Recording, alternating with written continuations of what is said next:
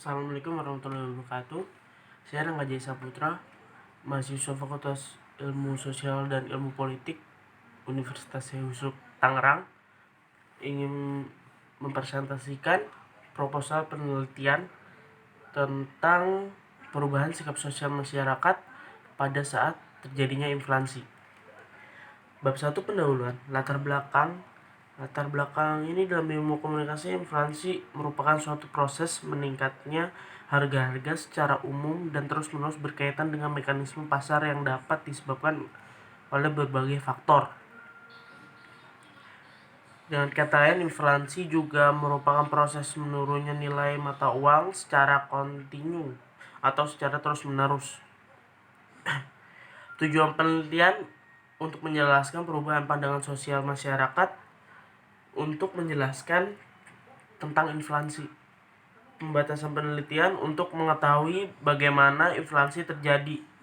Untuk mengetahui bagaimana cara menanggulangi inflasi, rumusan penelitian, bagaimana inflasi bisa terjadi di dunia, dan bagaimana cara inflasi berdampak pada keuangan di dunia. Manfaat penelitian, manfaat teoritis penelitian ini diharapkan nantinya dapat mengetahui bahwa inflasi bukanlah masalah sepele untuk perekonomian Indonesia, bahkan dunia. Karena inflasi bisa merubah sikap masyarakat dan kebiasaan dalam bertransaksi satu sama lain. Manfaat praktis untuk mengetahui inflasi melalui berita-berita di televisi maupun di media sosial. Manfaat dari penelitian ini diharapkan dapat memberikan informasi tentang sejauh mana berita inflasi ini di ranah internet. Bab 2 tinjauan pustaka. Teori inflasi. Inflasi merupakan proses penurunan mata uang secara kontinu atau secara terus-menerus. Bisa dibilang inflasi adalah suatu proses dari suatu peristiwa dikarenakan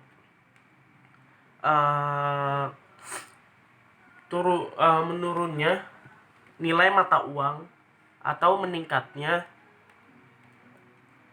kebutuhan masyarakat atau meningginya harga bahan produksi atau bahan bakar produksi.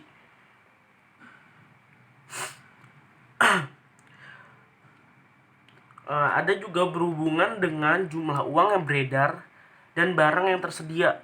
Jika jumlah uang yang beredar lebih banyak 2 kali lipat, maka harga barang pun akan naik menjadi 2 kali lipat dan menyebabkan nilai mata uang itu akan turun. Agar tidak menurun resiko itu terjadi, pemerintah harus menjalankan perannya dengan beberapa kebijakan. Sejarah inflasi itu dimulai sejak awal 90-an.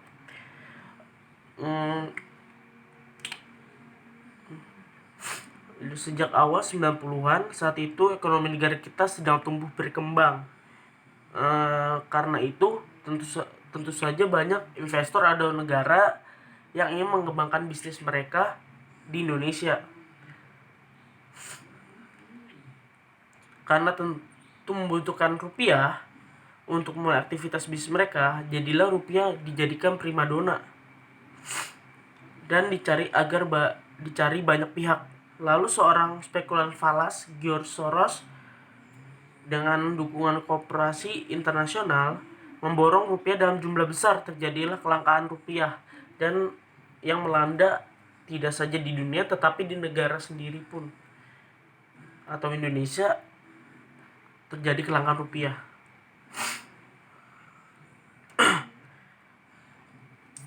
Lalu terjadilah apa yang disebut beberapa pengamat sebagai kesalahan Bank Indonesia.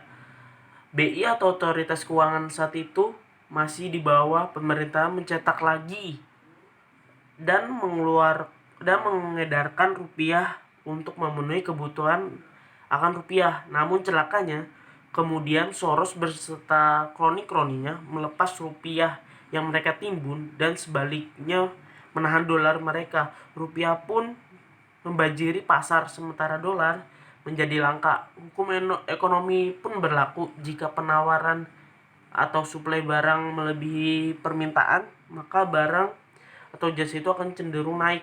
nilai rupiah pun anjlok dan terus-menerus turun hingga akhir 1900-an. Penyebab inflasi itu satu, permintaan meningkat. Hal ini terjadi karena meningkatnya permintaan dan daya tarik masyarakat terhadap suatu barang tertentu. Ketika permintaan barang terus naik, namun tingkat penawaran masih tetap konstan, meningkatnya permintaan yang tidak diimbangi dengan meningkatnya penawaran membuat harga barang tersebut menjadi naik. 2. Biaya produksi meningkat. Meningkatnya biaya produksi ini bisa berupa bahan baku atau bahan bakar yang naik atau bisa juga upah karyawan yang naik. Kenaikan produksi dalam jangka waktu tertentu secara terus-menerus akan menyebabkan inflasi harga. Biaya produksi yang meningkat tentu akan membuat produsen menaikkan harga barang mereka. Peredaran uang meningkat. Inflasi ini bisa terjadi karena banyak peredaran uang di masyarakat, lebih banyak dari yang semestinya. Bertambahnya tingkat peredaran uang membuat harga-harga barang menjadi naik. Hal ini untuk mengimbangi peredaran uang yang terus naik sehingga harga barang jadi disesuaikan. Struktural ekonomi kaku. Faktor ini dikenal dengan istilah struktural teori inflation yang berkaitan dengan pertumbuhan penduduk. Produsen tidak bisa mencegah dengan cepat kenaikan permintaan yang akibatnya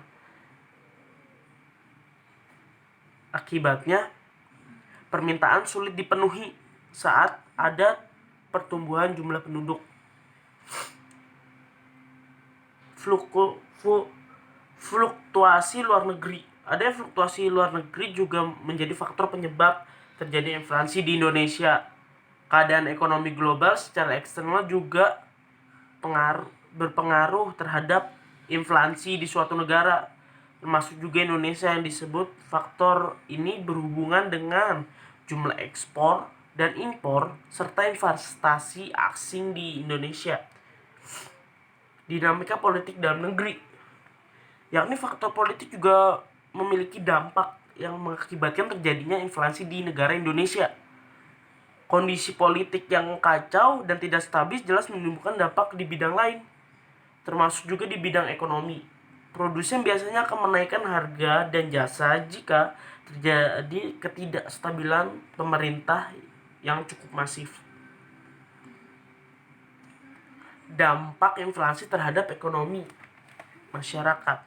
Terhadap konsumen, inflasi menyebabkan harga-harga barang yang dikonsumsi itu naik, sementara pendapatan masyarakat tidak mengalami kenaikan. Sehingga dengan keadaan seperti ini, maka akan terjadi perubahan pola konsumsi masyarakat, seperti kuantitas konsumsi berkurang, adanya peralihan merek dari barang yang dikonsumsi menjadi barang yang murah, pengurangan jumlah barang, dan peralihan penggunaan barang yang dikonsumsi menyebabkan jumlah permintaan terhadap suatu barang menurun, dan ini mengakibatkan kelesuan perusahaan, dan ini akan mempengaruhi pada terjadinya PHK. Terhadap produksi, dampak inflasi terhadap produsen merupakan produksi jadi menurun. Penurunan disebabkan oleh alasan berikut. 1. Kenaikan harga mengurangi kemampuan produsen untuk membeli faktor produksi. Misalnya bahan baku itu harganya mahal, yang mengakibatkan jumlah produksi barang mengurang karena bahan bakunya sangat mahal. Tingginya tingkat bunga pada saat inflasi menyebabkan produsen kesulitan memperluas produksi. Ketiga, munculnya sikap dari produsen yang bersifat spekulatif, antaranya mengarahkan modalnya pada investasi baru dan kewajiban memproduksi berkurang dan akan mengarah terhadap PHK. Terhadap distribusi, dampak inflasi dan pendistribusian pendapatan mereka menjadi terganggu karena orang berpenghasilan tetap secara real pendapatannya mengalami kemerosotan. Untuk menutupi kebutuhan akibatnya, ia harus menggunakan tabungan atau berhutang. Cara mengatasi inflasi, dengan satu, kebijakan moneter. Kebijakan moneter adalah segala bentuk kebijakan yang diambil oleh pemerintah di bidang moneter atau keuangan dengan tujuan untuk menjaga kestabilan. Kebijakan moneter sendiri meliputi politik diskonto, kebijakan pasar terbuka, menaikkan cadangan kas, kredit selektif, dan politik sunering. Kebijakan fiskal. Pengertian kebijakan fiskal adalah kebijakan yang berhubungan dengan finansial pemerintah. Kebijakan ini bisa dilakukan dengan melalui instrumen berikut.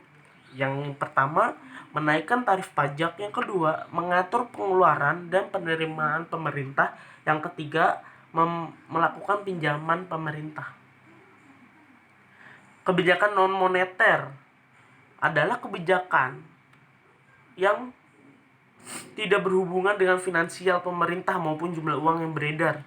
Cara seperti ini merupakan langkah alternatif untuk menangani suatu inflasi.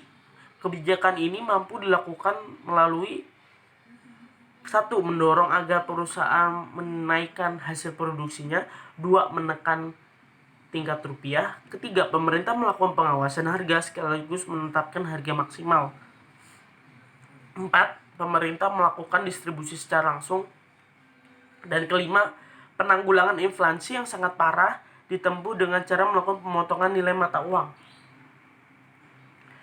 Bab 3, metodologi penelitian. Jenis pendekatan penelitian. Jenis metode yang penelitian ini adalah metode kualitatif.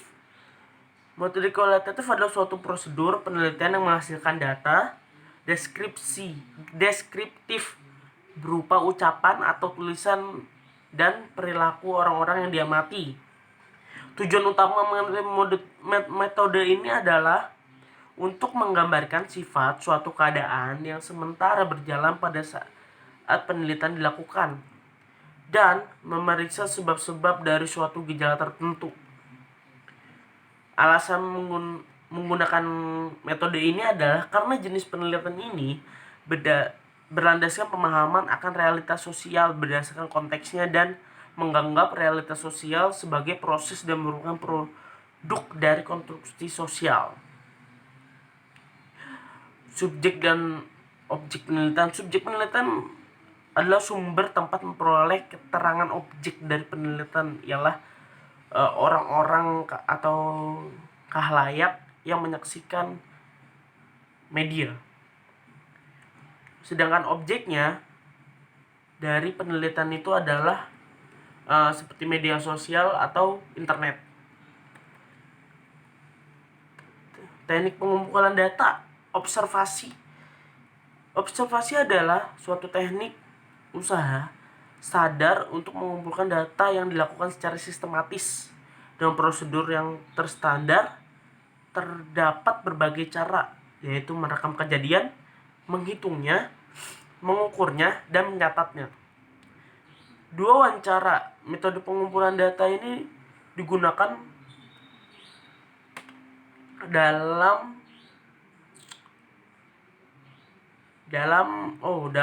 waktu tertentu.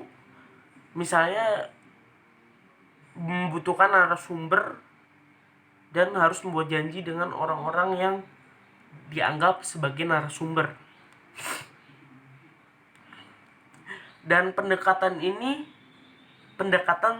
tidak terstruktur, digunakan untuk menemui informasi yang bukan baku atau informasi tunggal. Terima kasih. Ini presentasi proposal penelitian saya. Saya Rangga Jaya Saputra, mahasiswa Fakultas Ilmu Sosial dan Ilmu Politik Universitas Syekh Yusuf.